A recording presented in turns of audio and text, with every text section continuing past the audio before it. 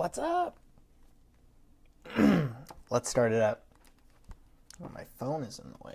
Let's get that out of the way. Whew. Okay, here we go.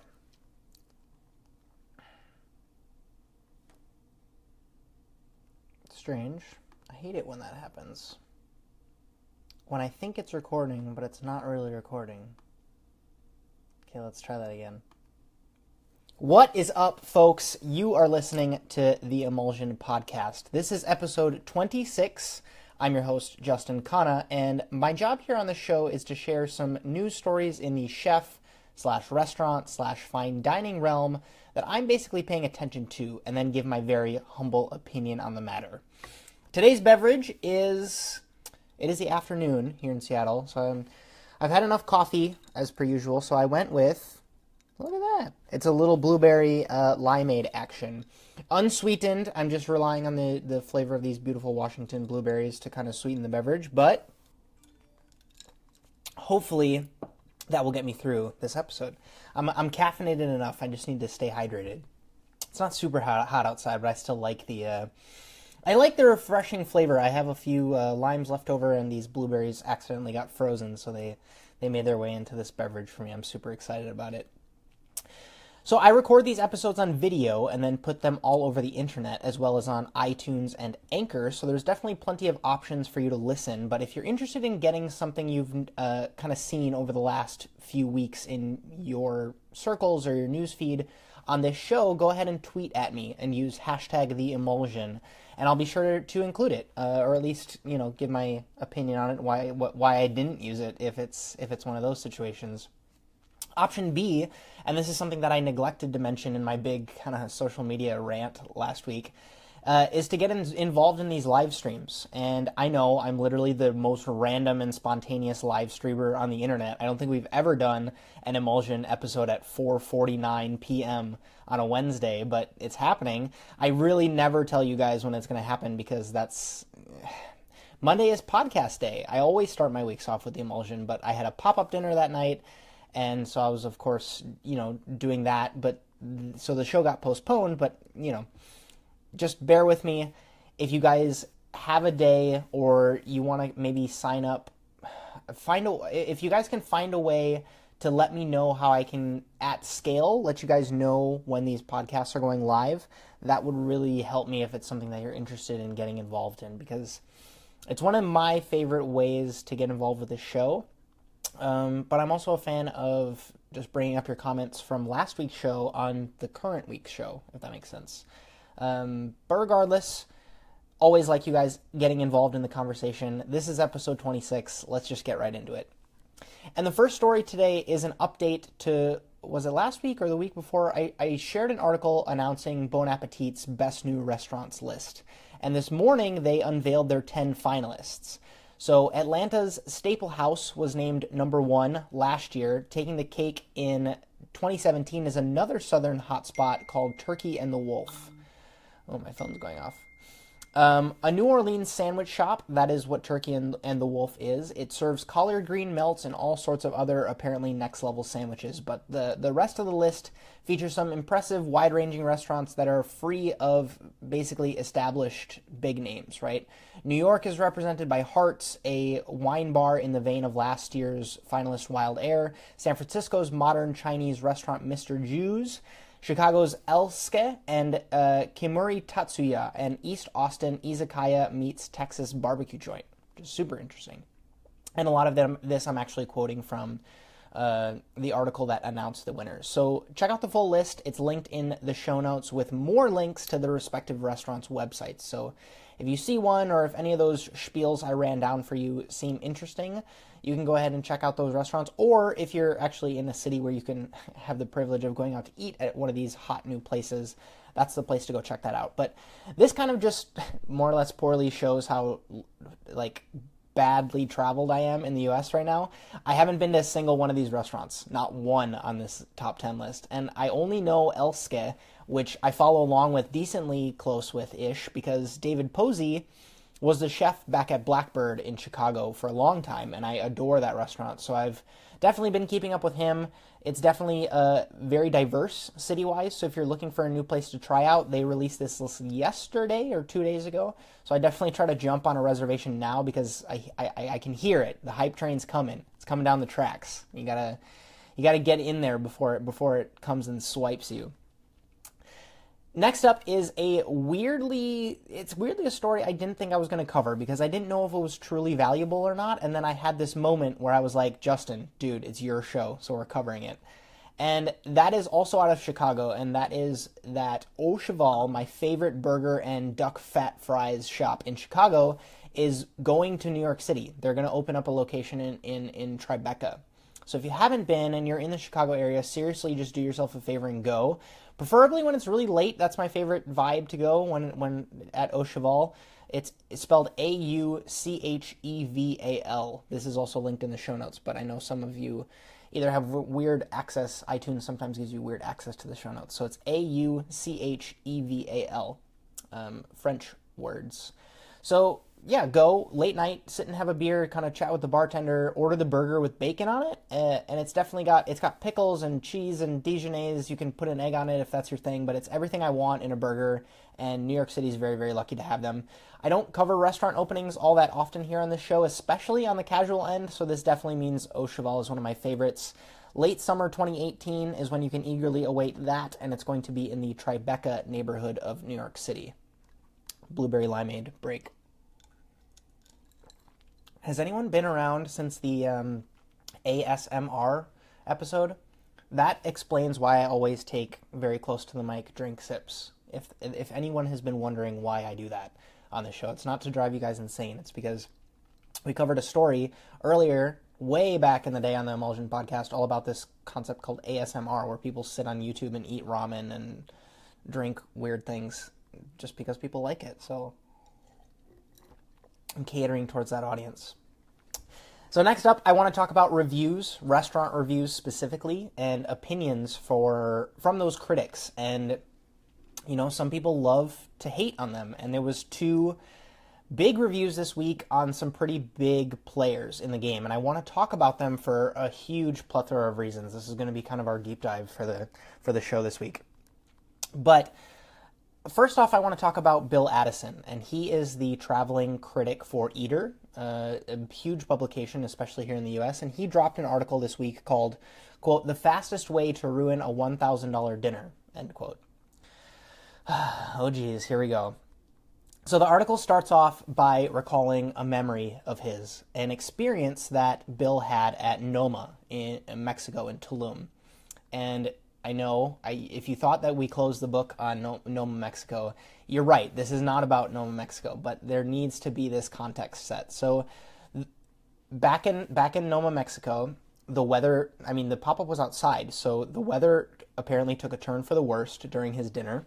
It's in a jungle, it's an outside dining room, and that's, kind of understandable. You can only control so many aspects of the experience, but these people were spending almost $800 a person to have this experience. So how do you combat Mother Nature being a restaurant? Tarps and moving tables, into the kitchen, and, they were under some thatched roofs. That was Noma's answer, basically, in this scenario. And merely the fact of acknowledging the sheer ridiculousness of the situation was basically enough to put this restaurant critic, Bill Addison's, mind at ease. Quote, "Strangers made eye contact and smirked conspiratorially. Nothing about this stir felt like panic. It felt like exhilaration," end quote. He then carries on to kind of solidify his point a little bit by saying, quote, "Even in the best restaurants, things go wrong. Platters topple, glasses break, preferences are forgotten, words are misunderstood. The finest hospitality pros I've seen in action understand that they can't control what they can't control. They can only control their reaction, and so they choose to react with sincerity, imagination, and diffusing levity," end quote. He also mentions another blunder in the article that you can read for yourself that happened when a new dish with a little kind of theater whimsical aspect was attempted at the restaurant at Meadowood for him, and it was quickly kind of turned into a joke when it didn't work. So, but for him, this sharing of memories as stories is kind of a build-up, right? and it's more or less setting the stage and giving the reader all of this context for the bomb that he dropped on Single Thread, Kyle Connaughton's highly hyped, newly opened restaurant in Healdsburg. So, doing his research for Eater's Best New Restaurants list, he was scheduled to have a meal at Single Thread in mid-July, beginning at 5:30 p.m., and this is very important to the story. So now, to provide another facet to the story, I actually had the opportunity to eat at Single Thread just 10 days before he did. So, and my experience was much different to his, so this is going to get interesting. It's hot in Healdsburg right now. It's in California. It's wine country, more or less, and it's like 90 degrees hot. And when you dress up for a meal, like when you're going to Single Thread, you know you're dropping that kind of money. You can't really like roll up in your beach clothes. So, for example, I wore like a collared long sleeve shirt, a light blazer, and a pair of chinos, and I was hot. I definitely did not change into that outfit until like 15 minutes before the meal, because that's just the nature of it. But Bill had the same experience, right? Because we more or less dined at around the same time. He says upon arriving that, quote, "My friend and I looked at one another as sweat started to trickle down both of our faces," end quote. And that's what's weird. Now, this is what's kind of going to get weird. So when Bill arrived at Single Thread, he was directed up to the 3rd floor of the building to have canapes on the roof. Like, that's his first snacks, the glass of champagne, enjoy the fresh air. That's the idea behind being able to offer that experience. There's a great view of the tiny town of Healdsburg, but for him, he wasn't even close to being psyched about that. He says, quote, "One fellow handed us sunglasses, joking that Ray-Ban should sponsor the rooftop experience. They beamed at us. It was as if they were willing themselves to not see the misery and sticky state in which we were," end quote. So then it gets even more interesting when they invite them downstairs to the main dining room, where there's definitely like, the dining room at Single Thread is a big room, but there's also these little tiny like alcove areas where more tables can be, and it makes it a little bit more private, separates the dining room so it's not just one giant room. But for Bill in this experience, it's still too hot, and they call a server over and ask to be moved to another table. Now I quote, this is from a server at the restaurant, quote, "The AC compressor gave out just before you arrived. We can seat you at a table across the restaurant," end quote. So Bill is writing now. He says, "No smiles, no cheerfulness, no let's make it right for you and turn it into adventure. The other staff milled about us gingerly for much more of the evening. We've been labeled a trouble table. It soured our dinner. We certainly didn't feel like a guest in someone's home." And that is in reference, of course, of Kyle's thesis of the restaurant, that he wants Single Thread to feel like you are in him and his wife's home when you come for dinner there. So Bill says after that experience of, being subjected to the heat on the roof as well as a very, very hot dining room, and then, getting that weird treatment after asking to be moved to another table, he says he doubts that he'll go back. He says he loved the food, but the punchline is, quote, "I'll always start the story by talking about how we sweltered on the roof," end quote. And to return to my story, the reason why I'm confused about this whole series of events is because for my girlfriend and I, when we went for dinner, I had anticipated going on the roof, right? I knew that's how Single Thread wanted to start everyone's meal, and like I said, I was really, really hot as well. But upon stepping inside, they said, "It's really hot outside. Why don't we start you off with a cold beverage here in the foyer, and we'll get you seated when you're ready. Your last few bites will be enjoyed upstairs when the weather cools down a little bit." And that's really, really weird to me, because I ate before him, right? So he didn't have this experience, and then they have like a big meeting about it and then decide that this is not really like how they want to structure the evenings when it's really hot outside, because like Bill Addison just had a horrible experience. So from now on, if it's too hot, we start them in the foyer. They already had that card up their sleeve. So why didn't they do it, right? Was it because they were waiting on his table? I would doubt it, because like I said, he had a 5:30 reservation. There's no other tables before him. So was it because they thought that the snacks that they gave were better enjoyed outside? I'll honestly never know. This is something where I have an extremely empathetic view towards someone having that kind of an experience, right? Because if Chef is downstairs and he knows that Bill Addison is coming in to eat and he wants to show off the roof, then yes, Chef, the roof it is, right? You're going to take them up to the roof no matter what. But to me, how the service staff handled it is another weird point to me. And I felt nothing but extreme hospitality when I was there. Given, again, one of my best friends in the world is a captain there, I don't think we got special treatment. Every single other person at that restaurant was just as happy. we had air conditioning, so that was also, another factor. I would be interested to see how things would have been handled had that situation come up when I was there, but I'm confused as to how the service staff went about fixing it, right? So it is the AC compressor thing, you can't fix that. You can, but it's very, very difficult to cool down a space when the sun is beaming and it's nothing but blazing outside. That's, of course, very, very hard to fix, and there's definitely a soigné way to go about remedying the situation, and that's where I rely on you guys to kind of give me your thoughts, because I'm concerned with what a piece like this does to a restaurant that prides itself and literally, in my opinion, executes so well on providing hospitality at the highest level. To me, it's not right to write a piece like that when you have Bill Addison's kind of megaphone, right? Where people rely on him for his, fair and just opinion. I feel like two things, right? He structured this article in a way that literally kind of like he alley-oops such a hard slam dunk on a restaurant that, I don't know, loves hospitality more than anyone else in the game. And to me, I feel like he could have countered it with a little bit more food talk. He could have given his thoughts on the food itself. However, and this is where I go on the other side, right? I'm also crazy empathetic to the guest part, right? I've had this before where it's not necessarily too hot, like in an experience, but the sun is, too bright, or the food gets talked about for too long and gets enjoyed cold. I mean, to me, this is as much an issue about Bill Addison and how he voices his opinion at a table, and how he basically may or may not have an ability in himself to turn it into an adventure, right? Like, you can take that upon yourself to be optimistic and, look at the glasses half full when you're in a situation like that, right? Like, I've had meals in Thailand where there's zero AC and it's 94% humidity and 103 degrees outside, and they don't have to come over and, cheer you up. You just accept that that's where you are and you make the best of it. I'm not sure where I take this story, because I understand both sides, right? I had a meal here in Seattle the other week where it was a tasting menu. I went out on a date with Anna, and the service was not good. It wasn't warm. The servers knew I was a chef, and they kept trying to flex their resumes on me. The chef at the counter never even stopped to say hi. Like, you can just tell by the tone of how I'm talking it that that's how I start off that story every single time somebody asks me about that experience. I don't talk about the food. I talk about that feeling. And if nothing else, that's what I want you to have as your takeaway from this story or this part of the podcast. There's a great quote, and I think it's by Maya Angelou, and it's a classic, but it's true. And it goes something along the lines of, people won't remember what you said, they won't remember what you did, but they'll remember how you made them feel.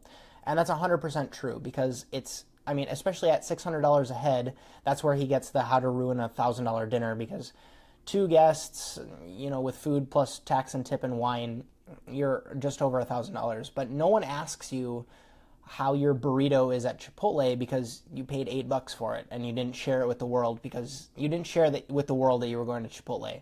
Everybody asks how Single Thread was because they know it's supposed to be an experience, and the number one reason people value experiences over material possessions is because they get those feelings. You can't fake it, right? You can't put those feelings in a box and order it on Amazon Prime. You need to be there. And so it breaks my heart, but it also gets me really excited to have a story on here on the show making headlines that I can actually give my 2 cents on, because as you longtime Emulsion listeners know, I really, really shy away from talking about restaurant experiences unless I've been there in the past 6 months. And this one actually had perfect timing for me to chime in, so that's why I wanted to kind of go deep on this story. Quick pivot to another really harsh review this week. Pete Wells, critic for the New York Times, gave Made Nice, the casual concept by the team at 11 Madison Park, 0 stars this week. It's a fat goose egg. And that's crazy, right? So if you've been following along on social media with any of those guys, Will or Chef Daniel, if the most they are some of the most gorgeous salads and bowls that you can kind of get your hands on for lunch. And Pete Wells just dropped a goose egg on him, and it's crazy to me. He laments that, quote, the salads and composed plates at Made Nice are mere shadows of the versions at 11 Madison Park and the Nomad. he talks about the chicken at 11 Madison Park in the Nomad, saying that the chicken there tastes as if it comes from some lost island where the gene that controls delicious chicken flavor has been passed down intact for centuries. But apparently at Made Nice, he says, quote, by contrast, the chicken at Made Nice is ordinary, moist without being juicy, as if all of its flavor had leaked out of the meat in order to make the stuffing as gummy as possible, end quote. And I'm going to read another chicken-related quote because this dude is straight savage on this review. Quote, another dish is called chicken rice. The rice tastes like tomatoes and needs salt. The chicken seems exhausted. Imagine a chain of Cuban restaurants started by retired employees of the Olive Garden. This could be their arroz con pollo, end quote. Oh, Pete Wells, you are, oh man. So, of their menu, Wells says he would only order 3 of those dishes again. And you can check out the menus through a link through the story that I linked up in the show notes. But apparently, their soft-serve dessert play on milk and honey, which is apparently, it is actually a dish from the Nomad. That is apparently also worth trying, that he mentioned in his review. Ryan Sutton, who is also from Eater, reviewed the Casual Spot today, yesterday, saying the, quote, unexciting lunch bowls, quote, do little to recapture the magic of the world's 50 best. And for those who don't know, 11 Madison Park currently holds the #1 spot on San Pellegrino's World 50 Best list. Here we go again. Justin giving both sides. I can't decide where I stand on this one, and here's why. I'm not a huge fan of the comparison of 11 Madison Park to Made Nice, and I'm going to try to draw some comparisons to make sure my thoughts are in line here, because I get it, right? From the 11 Madison Park standpoint, they want to increase their volume. And at max capacity in that restaurant, they could have probably done just under maybe like 200 guests in that restaurant with, between the bar and the private dining room upstairs and then flipping the normal dining room downstairs, all of that. With Made Nice, they have the opportunity to serve multiple hundreds per day, and actually maybe make a decent profit. So to do that, you can't use the same chicken that they're using in 11 Madison Park, right? Like, I bought 2 whole chickens for my dinner on Monday, for my pop-up I did on Monday, and it was $50 for 2 chicken. Like, you can't buy that really high-quality protein and then, find a way to justify the space to dry age it to perfection and then have one guy on one station cooking that chicken all night. Like, would you be pissed if a bowl of Made Nice chicken salad was $34? Because that's definitely at least what it would cost to use that quality of protein. And am I saying use shitty ingredients? No. I'm just saying don't go to Chipotle and be pissed off that your beef burrito doesn't compare to the Wagyu taco at Californios in San Francisco, because it's just unrealistic. It's business, and they're trying to do thoughtful food in high volume with a decent margin. That's what their goal is. And you never be like, oh shit, I didn't get a table at 11 Madison Park. Let's go to Made Nice instead. The Nomad exists for that reason. You don't say like, oh darn, the French Laundry was full, and then you go to Ad Hoc and the pork was nothing like the pork at TFL. You don't do that. Bouchon exists for that reason. However, and this is where I flip it, the other argument has to be something along the lines of, well, if they have the best restaurant in the world and they have 3 Michelin stars, they should be able to crush a casual menu, right? And again, this is where I can agree. The photo shoot stuff is great. All of the photos look great. The salads are super colorful and bright, and all the flavors sound really solid. But after that photo shoot is done, does my $15 salmon roasty bowl I buy at like $12.37 on a Wednesday stack up? Would I go back 2 times a week to get it? And if the answer is no, they're going to lose. And that's where I passed the question along to you guys. Was this a deserved 0-star review, or was Pete Wells in the right to make the comparisons that he did and call the restaurant out for everything that he said? I'd really love to know, because I value your guys' opinions, especially when I give both sides like I do sometimes. So if you're on Anchor, hit me up with a call-in or a comment. If you're on Facebook and YouTube, go ahead and leave it down in the comments. And you know what to do on iTunes. Go ahead and tweet at me at Justin Khanna, Justin_Khanna. I want to know your take on this. Last up on the industry side, well, I guess second to last, I have one more story I want to sneak in.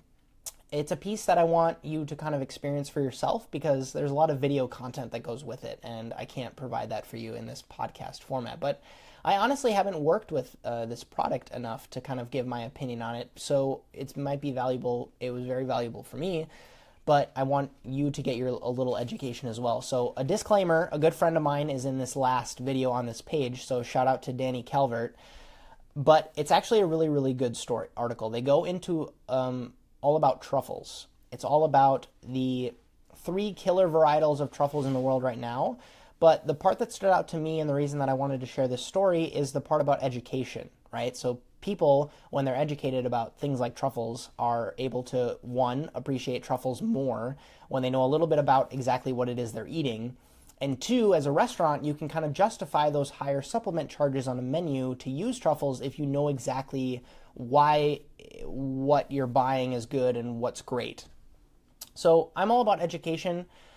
There's cool videos of 3 different chefs making videos with truffles in them, so go ahead and check those out if you're in the mood for some, funky, earthy video action in your life. But that's where I'm going to leave it with that story. I'd prefer you'd see it for yourself.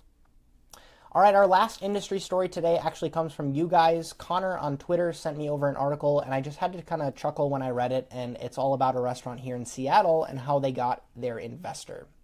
So let me explain. The company is called Little Fish, and it's funny to me because I did a snack at this pop-up that I've mentioned a few times in the podcast already on Monday with smelt, and because I don't have a restaurant space of my own, I asked this purveyor who got me the smelt if they could drop off the fish at a restaurant by my house. And they said yes, and I go to pick up this smelt, and as I'm walking out, this lady goes, "Oh good, Justin got his fish." And that's because they left the box. That I guess the guy was looking around for me, and my name was on the box. It said Justin on it, and he was asking around for everyone. So I, of course, turned around, and I introduced myself, and it was Zoe, the owner of Little Fish, and she was also picking up smelt. So that was so funny that I'm talking to them about them on the podcast right now. But the story is, Little Fish, so these 2 chefs, I guess, approached this big-time CEO with their restaurant concept, but with the entire company as a concept. And this company had an X factor in driving revenue, and that was canned fish. So, quote, Little Fish's plan to sell a line of products tied to its upscale restaurant operation checked an important box on the list that Glasser uses to evaluate potential investments. Glasser, the last name of the gentleman who invested in their project. So the grand opening is for sometime in fall. They're going to be at a spot down in Pike Place Market, the legendary Seattle market, and they're going to have everything, right? So mussels, clams, salmon. Speaking of that, I thought it was hilarious that GeekWire, the publication that wrote this piece, somehow spelled mussels as muscles, like flexing your own human muscles. But I digress. I'm excited to see what's in store for them, and I'm happy to have met them while they're on their journey. But to me, it's just smart. As I've said before, it's 2017. It's literally not good enough to just serve good food. You have to have something else that you do, something else that either drives revenue or drives exposure, because otherwise you literally can't survive, where you either utilize the space in a creative way or you need something to bring to the table and be like, look, we want an upscale spot, but we're also able to survive during either the slow periods or even help fund the space entirely through something more scalable. And for Little Fish, canned fish is the answer. So I'm all about it. I also feel like that's a little bit of a tradition that's been lost here in the city. There's definitely a lot of history to canning fish here in Seattle, and I haven't really seen anyone truly capitalize on it yet. So maybe maybe we do a little Emulsion taste test this fall when Little Fish opens. So last up, our non-industry story for this episode is all about a gentleman that some of you might love, some of you might hate, but in the realm of content creation and doing things on the internet, I have to give hats off today to Logan Paul. I know, you like, if you know who he is, you probably are about to stop listening or you're crazy psyched about him, but here's the story. Logan Paul, who got famous on Vine, hit 10 million YouTube subscribers 2 days ago in just 340 days. That's less than a year, and it's never been done before, and that's one of the reasons why I want to talk about it. He did it on the backbone of basically building a community and being his obnoxious, crazy, extroverted self on camera every single day for 340 days. And it's not just him either. His little brother Jake is also huge on the platform, and they literally had to have a race to 10 million subscribers, and they made a game out of it, getting 10 million subscribers. And Jake lost by just a few 100,000 subscribers. So, I mean, I would need to check, but I'm sure he's already there. You literally cannot deny the sheer strategy and pulse on society and culture that these guys have. So if you want to kind of see what the current princes of the internet look like, go ahead and check them out. But I subscribe to Logan and not Jake just so he would win, because I'm the oldest child and I got to support that. All right, with that, this has been episode 26 of the Emulsion. A few things before you head off. There's a guest show next week, so I'll be hyping that up a little bit on my Facebook page as well as on my Instagram story and on Twitter as we get closer. I need to definitely do a little bit of schedule confirming with this guest of ours so we don't have any unnecessary hype like we've mistakenly done in episodes past, but still go ahead and submit your questions and stories if you have any. This lovely lady that I'm planning on interviewing also has her own podcast and was at Per Se at the same time that I was. So we jam really, really well on everything that I already cover on this show.